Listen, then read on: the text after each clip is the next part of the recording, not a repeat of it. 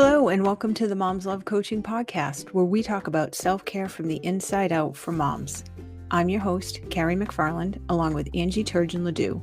We are certified life coaches and moms, and in this podcast, we'll go beyond the take a spa day advice and talk about real and sustainable ways that you can feel better, be happier, and stay out of overwhelm and burnout.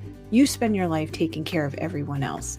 In this podcast, each week, it's all about you taking care of you with no guilt and no apologies. We're so happy that you've decided to spend this time with us, so go ahead and grab your favorite cup of coffee, find a comfortable place, and get ready to spend the next 30 minutes focusing on the most important person in your life, you.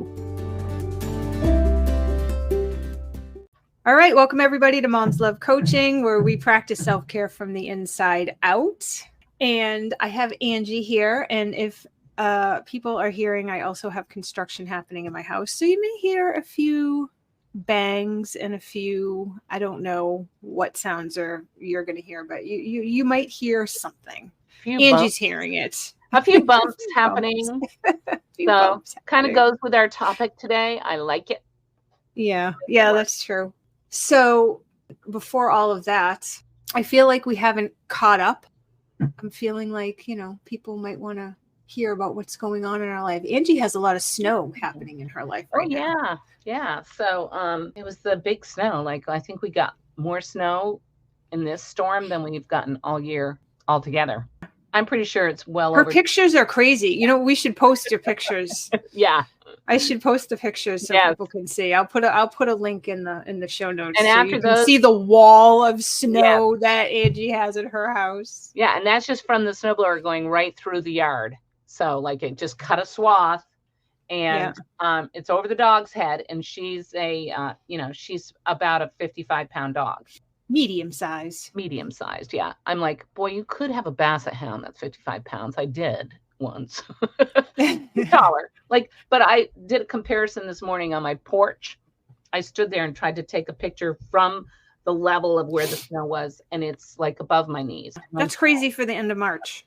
Considering it was like 60, maybe not 70 to you, but at least got up to the 60s. There are people wearing flip-flops at work last week. I was walking downstairs with a fella, and I looked down because I have to watch where I walk when I walk downstairs because I have a fear of falling.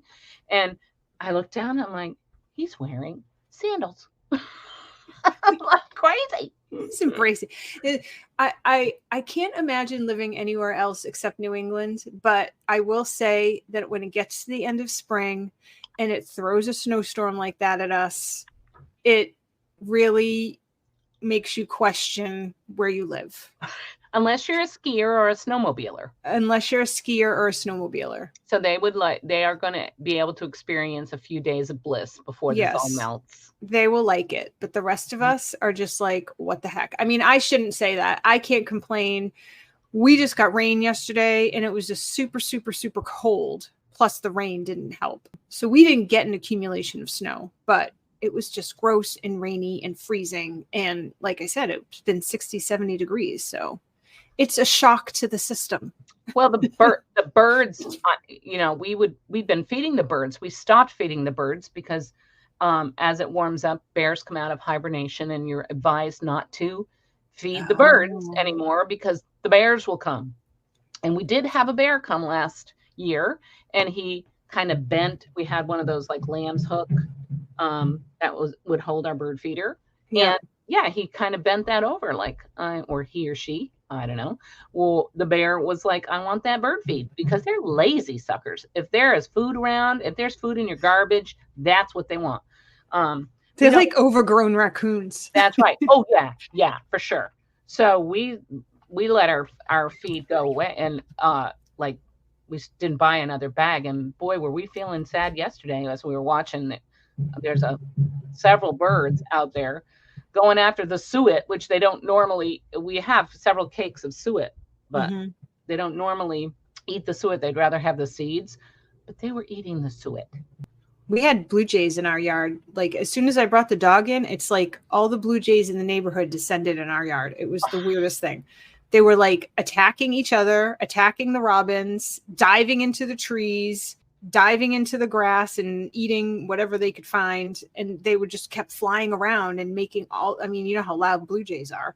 Yeah. They were like, they were, aggressive doing their screeching and all. I'm like, what is going on out there? It was like Alfred Hitchcock. Yeah. It's like, stay inside. The birds are going crazy.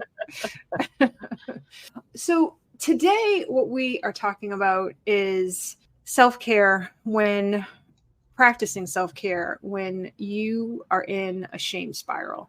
And I think this is an important topic, because I think that when people are in shame spirals, and I think this happens to moms a lot with mom guilt and all the things that go along with being a mom, it's like something happens, and in the moment, it seems like you have a reaction, and in the moment, it seems like an appropriate reaction.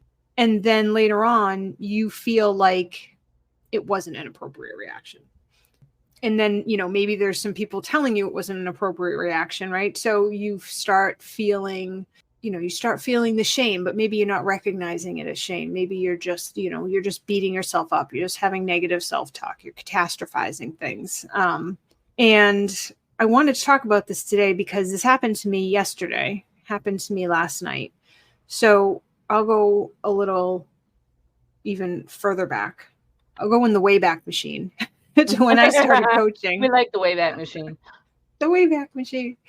So the whole reason that I started coaching, or not coaching, but the whole reason that I sought out coaching is because, and some of you may know this who have been following me for a while, when my focus was moms with teen daughters, and we've kind of shifted to moms prioritizing themselves to practice self-care from the inside out. But it started with me talking to moms with teen daughters who were struggling with their relationship. And the reason for that is because that was my experience. That's what had happened to me. And the reason that happened is a part of the reason that happened is because of the way that I would react to situations, because I would be triggered. And at the time, I didn't know this is what was happening. I blamed my daughter for everything. Because if she didn't do this, then I wouldn't react like that. If she didn't say that, if she wasn't being a certain way, then I wouldn't react that way. But it just felt awful and terrible. And it got worse and worse and worse and worse. And eventually I just realized that I need to change what I'm doing, because newsflash, I'm the parent. Finally dawned on me. And maybe I'm the one who should be doing something different. So I saw adulting. It's adulting. It's so hard. Highly overrated. It is. So I sought out coaching because of that. And that's when I got into wanting to be a coach and getting certified and really learning about my patterns, and not necessarily why I react to certain things the way I do, but just recognizing that when I'm reacting like that, it is a visceral thing for me. I am being triggered in some way, and I haven't 100% figured out what it is. I think it has something to do with rejection, which I could probably go all the way back to my childhood for that. But, it doesn't really matter. What matters to me is that I recognize it when it's happening, and I can either stop it before it happens or at least temper it when it does happen. And so I have been doing a lot of work around that, and I have gotten myself to a place where I don't get triggered very often. It still happens once in a while. Well, welcome to the human race. Welcome. So this happened. So that was a little backstory. So this happened to me last night. I got triggered by something that my husband said, and I lost it. And in the moment, I didn't stop myself. I didn't allow myself to take a pause and recognize that I was being triggered. I heard the words. I thought, oh, hell no. And I just went after it, right? I just went. Just take a moment right now to acknowledge how human of you all of us have been in that situation where it's like the demon version of yourself takes over, and it's like, who the heck am I being right now? And you might have a brief moment of clarity during that, but usually not, because you're down in your base brain. Right. Yeah. So. Yeah, no, I was definitely acting from my caveman brain for sure. Mm-hmm. So because I reacted that way, it triggered reactions in other people, right? And so now it's a whole thing. Halfway through, I realized that I had defaulted back to the way that I used to react to things. And I realized that if I had just taken a second and, taken that pause and stopped myself, that it really wouldn't have turned into the thing that it turned into. Because it was, I won't say it's epic. I've had worse, I'm not going to lie, but it wasn't great. There's something that we can probably say about the level to which you react, overreact, respond, whatever it is that you are doing, like your reaction to that trigger is, there might be a relationship to how long it's been since the last time you lost it. Like, I feel like once you start doing this work and you've developed that self-awareness, that those events happen further and further apart, but they can be more intense when they happen. I think it's like you're caught off guard. Like, you're like, what the heck is happening? Yeah. And so like halfway through, when I realized what I was like, this is my old behavior, right? Mm-hmm.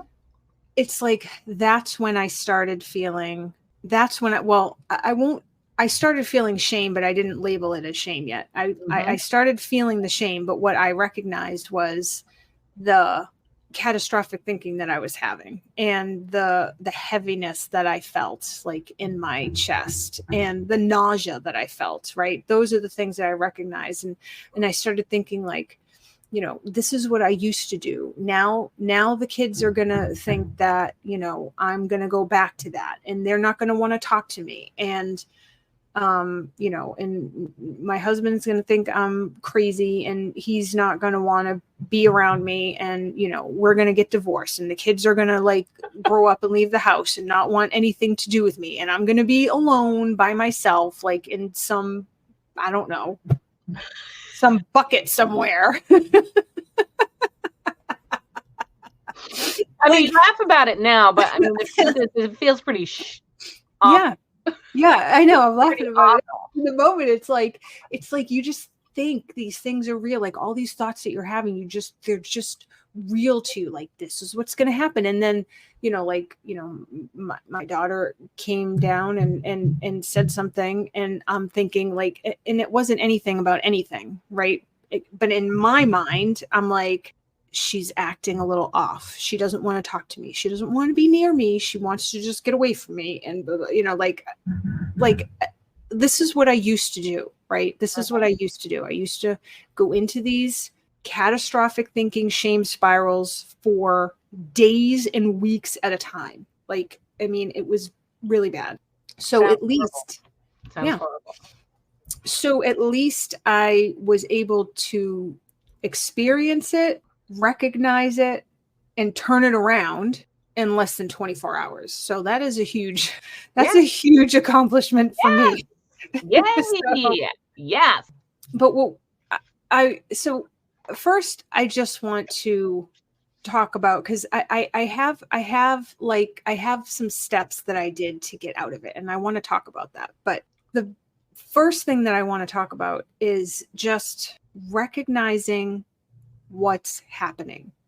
Because when you're in the middle of that and you are having the negative self-talk and blaming yourself and judging yourself and assuming, that everything is your fault and all that catastrophic thinking, like when you're in the middle of that, that feels 100% factual truth to you. So, Carrie, can I ask you a question? Do you think that for some people that could show up as they're blaming everybody else?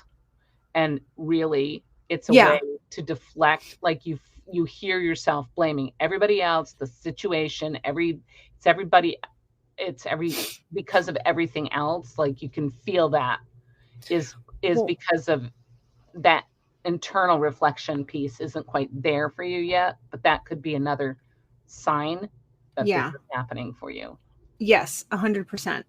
Mhm. And I will say, because I have experienced that at least for me, blaming everybody else was really just protecting myself Right.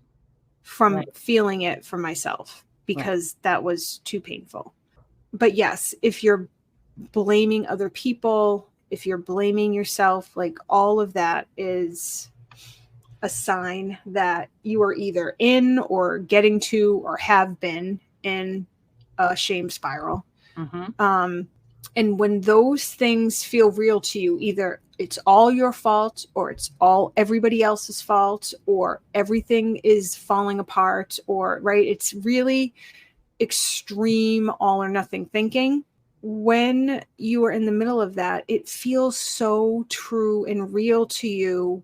It's hard to move to the next step of recognizing what it actually is, because you don't feel like it's shame. You don't feel like it's shame as an emotion. You feel like you are just a terrible person. Right. That difference You know? between that's what shame is. I suppose we probably should have talk about what our definition is when we're talking about shame, is the difference between I do bad things versus I am bad.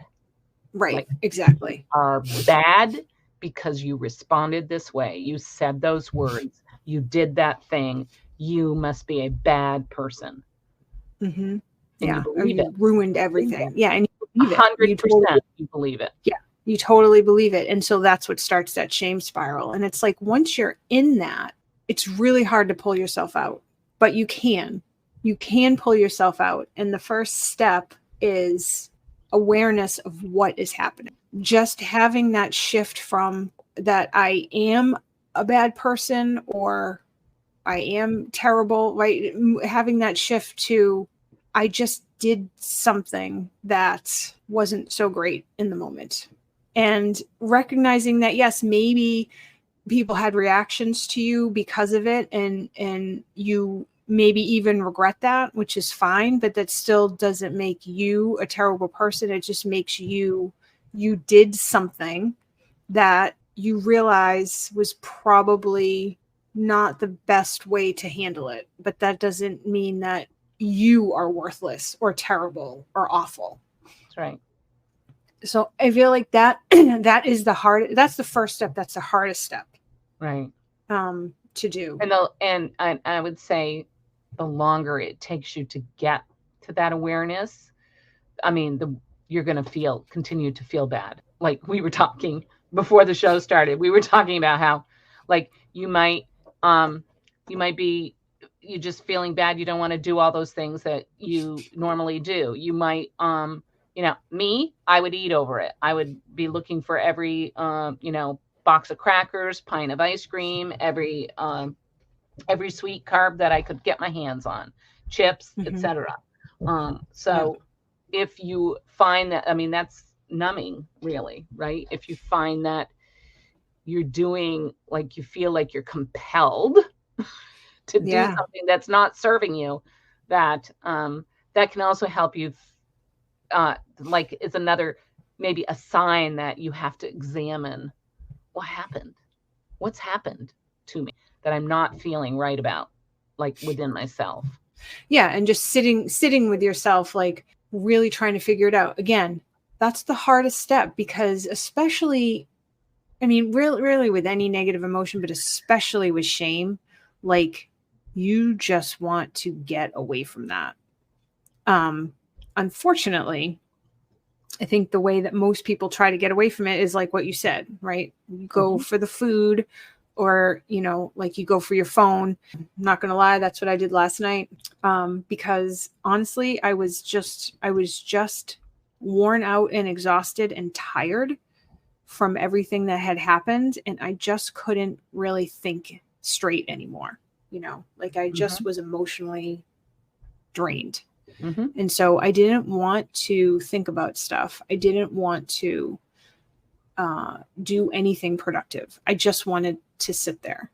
So I did reach for my phone. At that point, I had realized what was happening. So I was able to sort of stop myself from continuing down that road in terms of like my behavior and stuff. But then I was left with just me and all my thoughts and like what I was thinking and, all that catastrophic thinking. And it's exhausting. It gets exhausting. And I was just tired. So I did journal. So the first step would be awareness of what is happening and labeling what the emotion is that you're feeling and trying to feel where it is in your body, right? They're called feelings for a reason because you do feel them in your body and trying to feel what it feels like. So for me, it felt like a heaviness in my chest. So I did pay attention to that and I kind of followed it through until I couldn't feel it as much anymore. And then I did journal because I wanted to get what was in my head into the world onto paper. So I could feel like I not got rid of it, but I was able to like take it out of me and put it somewhere for a while so I could focus. So I could sleep basically, like I just wanted to like go to sleep. I did that. I woke up and I still was feeling it. It wasn't as much, but I was having the regret and the shame still and thinking not quite as bad catastrophic thinking, but just definitely all or nothing thinking, let's say, right? So it wasn't quite catastrophic, but it was not great. Like, yeah. If catastrophic is like the darkest, the blackest feeling, then as you start to move away from that, more, I guess it's sort of like as you journey to get yourself whole again, it becomes lighter. The energy is a little less negative. Yeah, that's what it felt like. Just a little less negative. I didn't want to do anything. I didn't want to get up. I didn't want to, like, I have a morning routine that I have, and I didn't want to do any of it. Just the thought of doing anything, even the thought of doing this podcast today, the thought of doing anything, I just didn't want to do it. I forced myself to do it. I forced myself to get up and go through my routine just to give my brain a break from all of that thinking, just to get into sort of, I guess, my habit brain, to kind of relieve myself of all of that negative self-talk. I got up, I didn't, I did my wash up, I did my stretches, I did my laundry, I walked the dog. So I got outside, which was good. I played with the dog a little bit. So I was outside in the sunlight, all bundled up, mind you, because it's like 20 degrees now, but I was outside and I did start to feel better. And then I started to tell myself, I started having a different conversation with myself. Like, you slipped up, but it doesn't mean that everything is ruined. So I started having a different conversation with myself so I could move to a place where I could not want to hide anymore, because shame loves it when you hide. Yeah. And it festers there. So I didn't want to do that because I have been in that place before. And I know that I need to just do what I do to move out of it so then I can think clearly. So eventually, and I'm almost at the end of it now, not even 100% out of it. I'm almost at the end of it. But like I said before, this used to happen to me daily. And I would be on this shame spiral like forever, like every day. And sometimes it was the same one that continued, and sometimes it was a different one. Sometimes it would compound, and it would just go on and on and on. And this time I was able to just do all of those steps in less than 24 hours and feel, let's say 90% by now. And that's shame can't survive being spoken. Right? I think that's what Brene Brown teaches, like that shame, the antidote to shame is to talk about it, is to talk with other people about it, to find compassion and empathy. It can't survive when there's light on it. That's what Right. makes it so hideous when it's not spoken. Right. Right. And to give yourself that compassion, because that was the other thing. And I found myself doing it last night too, but I used to do, this is what I used to do. I used to seek it out from other people. Like, why aren't you being more compassionate to me when I'm feeling this way? Right. How can you not give me empathy and compassion? How can you not understand? How can you not be nicer to me when I'm feeling this way? Right. And so I realized last night that, if I want that, I have to give it to myself. Because if I'm searching it out from other people, number one, I'm not going to get it the way that I would want it, because other people aren't going to do it as good as you can.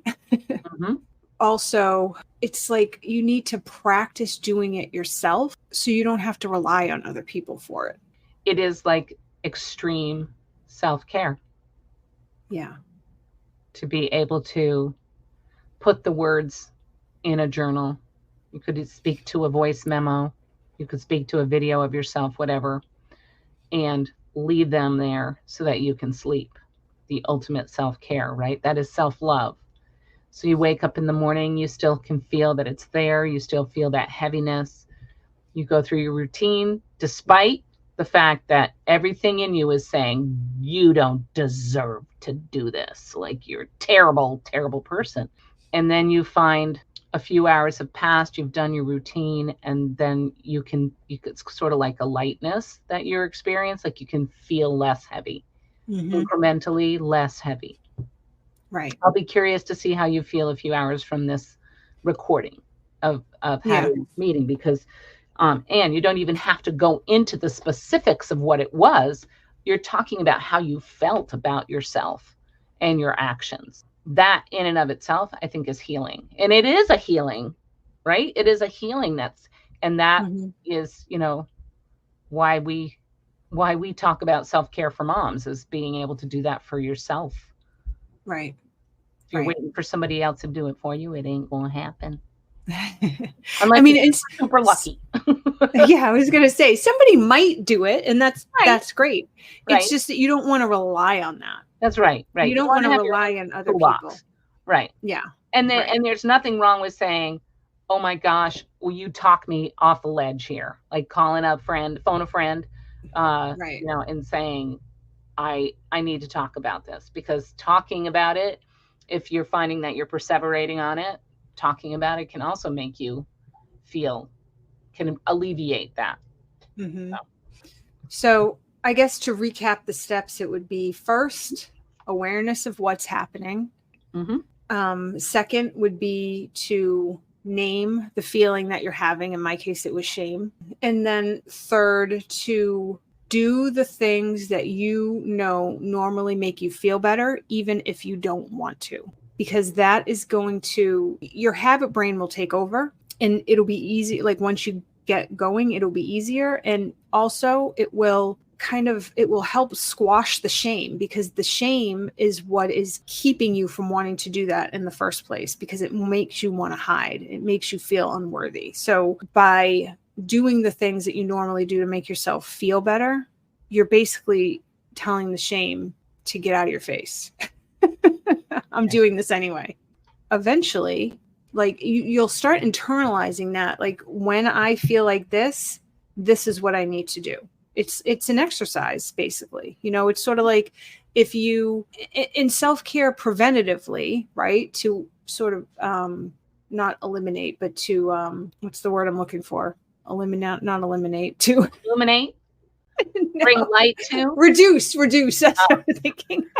I was not fine. My mind went blank. I'm sorry. Not necessarily to eliminate those episodes, but to reduce them significantly. Practicing self-care regularly, but especially when you're in those moments, because that is what's going to help you get out of it.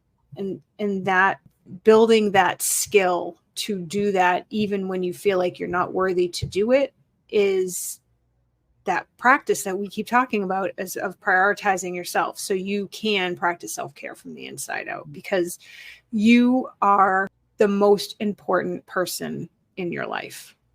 You have to be, because if you don't consider yourself the most important person in your life, then you can't take care of all the other people, because if you're not at your best, then you can't do all the things that you want to do, including taking care of your family. You can do it, but it's not going to be at the level that you want.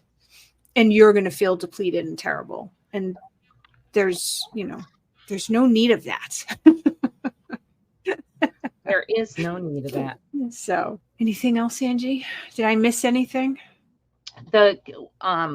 So when you, in step 2, when you name the feeling, also that journaling or speaking, the speaking about it is another part of that. Mm-hmm. Journaling is just it's just another way to speak it. It's just another way to shed light on what is happening.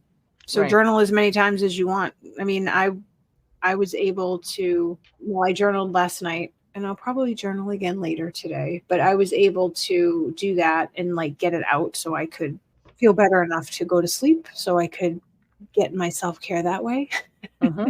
Yeah. Get my sleep in, which is super important, because it really does help you're restoring things as you're sleeping. Your body is repairing itself, right? You're restoring your energy. All of it's so important. I knew that I needed to go to sleep, because it was just at the point where it was getting nowhere. So I had to do that. But yeah, so, all right.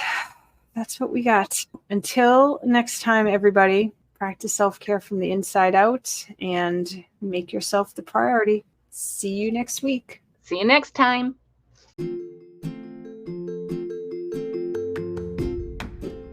Thank you so much for listening today. If you enjoyed this episode, it would mean the world to us if you like, subscribe, and share.